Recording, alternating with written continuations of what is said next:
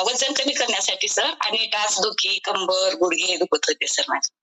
फक्त एवढंच, अजून काही? वजन वाढलेलं sir. Yes yes yes yes, खूपच त्रास घेऊन तुम्ही या फॅमिलीला जॉईन झालेला.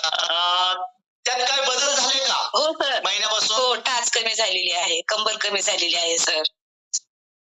येस येस, हे जे बदल आहेत हे कशामुळे झालेत असं वाटतं तुम्हाला? आपलं संतुलित आहार आणि वर्कआउट मुळे सर. येस, आणि आपल्या कोचचं योग्य मार्गदर्शन.